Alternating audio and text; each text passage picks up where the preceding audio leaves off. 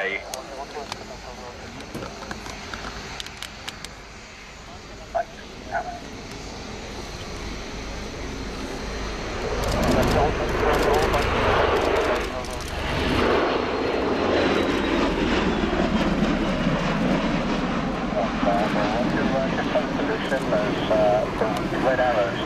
So the initial fly past in aircraft mode as it is, under the power of the two Rolls-Royce Allison A1107C turboshaft engines.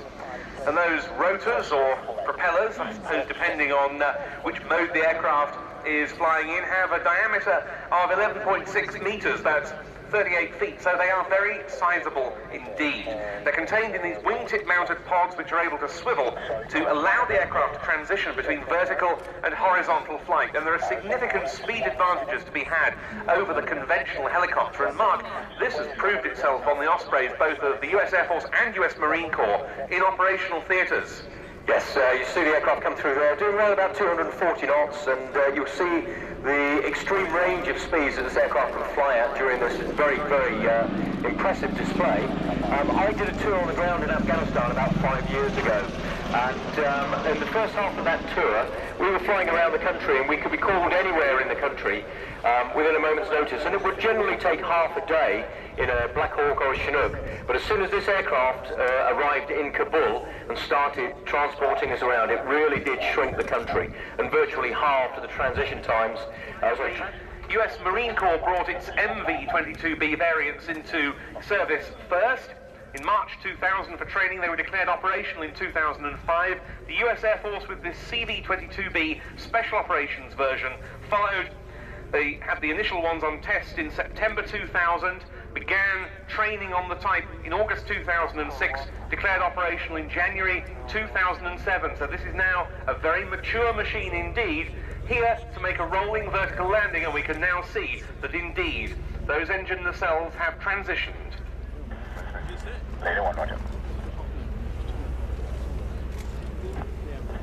Yes, when compared to a conventional helicopter, the rotor disc on a conventional helicopter generally moves no more than about 10 degrees.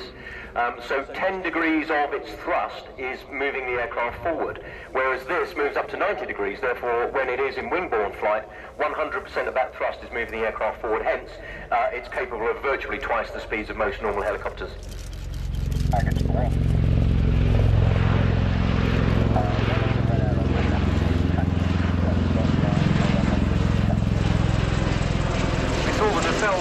Moved forward to about 80 degrees there for that tactical takeoff.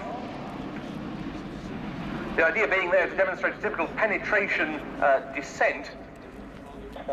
This being, as I said, a special operations platform. It performs special ops missions, long-range missions in support of US Special Operations Command forces. It's able to infiltrate those forces into hostile zones, resupply them while they're on the ground, and exfiltrate them once the mission has been completed.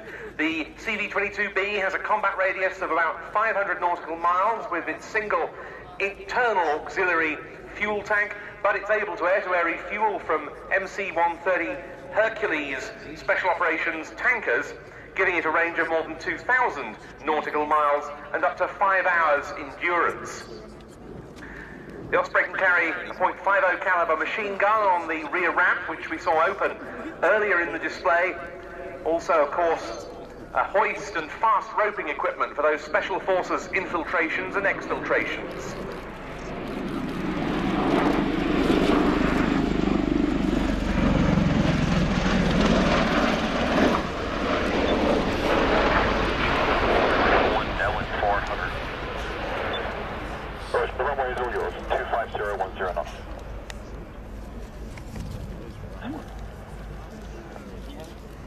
I think also one of the most important roles where this aircraft comes into its own is the casualty evacuation role. In particular, in the time it was in Afghanistan, it would be able to transit at very high speeds to pick up the casualties, to get them back to places such as Bastion, within what we call the golden hour, which is critical for the preservation of life for injured soldiers. And they've also been used in US Marine Corps service in earthquake and other disaster relief missions, notably after the 2010 Haitian earthquake. Here we see the Osprey now in the hover down at the eastern end of the airfield. This aircraft from the 7th Special Operations Squadron, part of the 352nd Special Operations Wing, stationed at RAF Mildenhall in Suffolk, and it's given that unit back its vertical lift capability that it had lost with the retirement of the very successful Sikorsky MH-53 Pave-Low helicopters that it operated prior to that.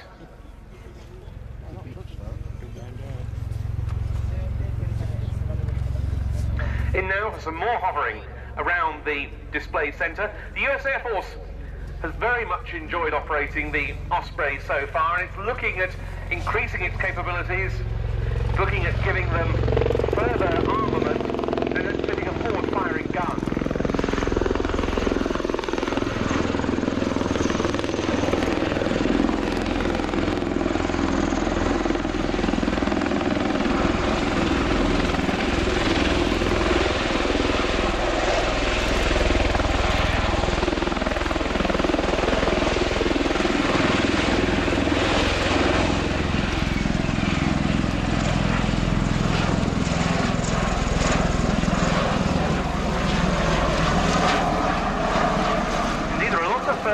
Developments being studied for the Osprey, not just in service with its current operators, but also with a view to increasing the overseas order book, which presently includes the Japanese Ground Self-Defense Force as the first foreign operator. Of course, multi-role and swing-role platforms are very much in vogue with modern militaries for very good operational reasons.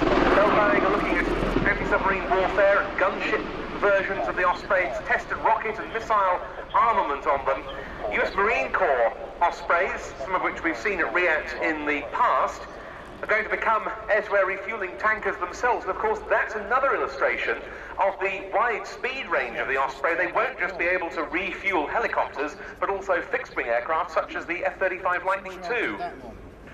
Yes, and that ability to be an organic tanker is something that really does increase the force and the multiplication of what assets you have, as you don't actually have to rely on external assets and external timings.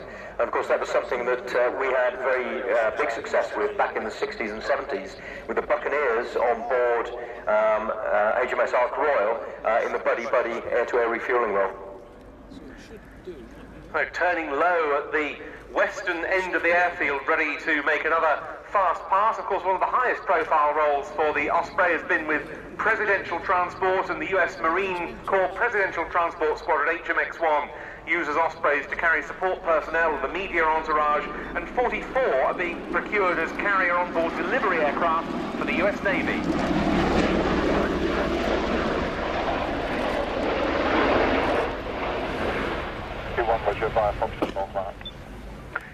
So there, the final pass by the CV-22B Osprey from the 7th Special Operations Squadron of the US Air Force at RAF Mildenhall in Suffolk. A very impressive demonstration of it.